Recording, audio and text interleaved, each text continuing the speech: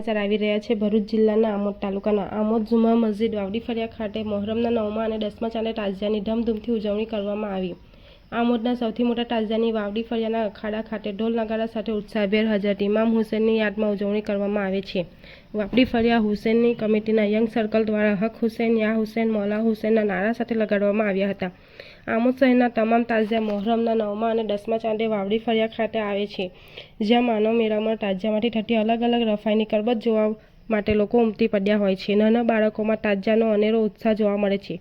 જુમા મસ્જિદના પટાંગણ ખાતે મહિલા અલગ અલગ અને જુદા જુદા પ્રકારની મીઠાઈઓ લઈને પોતાની આસ્થા લઈ તાજિયા પાસે દોડી આવે છે, જ્યાં તેમના માટે દુઆઓ કરવામાં આવે છે અને તમામ લોકોનું નિયાઝનું વિતરણ કરવામાં આવે છે। વાવડી ફળિયાના તાજિયામાં 113 વર્ષ જૂનો સિલ્વર ચાંદ તાજિયાની ટોચ ઉપર લગાડવામાં આવે છે। તેની સાથે નાના નાના ચાંદ પણ તાજિયાની ચારે બાજુ લગાડવામાં આવે છે।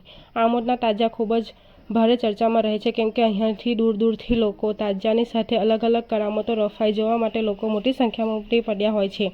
અંતરે ઉલ્લેખનીય છે કે જુમ્મા મસ્જિદ વાવડી ફળિયા ખાતે વર્ષોથી કોમી એકતાના સાથે તાજિયાની ઉત્સાહભર ઉજવણી કરવામાં આવે છે, જ્યાં હિન્દુ મુસ્લિમ ભાઈઓ જોવા માટે ઉમટી પડ્યા હોય છે અને કોઈ અનિચ્છનીય બનાવ ના બને તે માટે આમોદ પોલીસને પણ ચુસ્ત બંદોબસ્ત સાથે ખડકી દેવામાં આવે છે। આમોદ નગરની અંદર બિરસા રોડ નવી નગરીમાં હુસૈની ચોકની અંદર નવ યુવાનો દ્વારા આ વખતે સુંદર તાજિયાનું આયોજન કરવામાં આવ્યું છે, જે તાજિયા કોમી એકતાનું પ્રતીક ગણાય છે।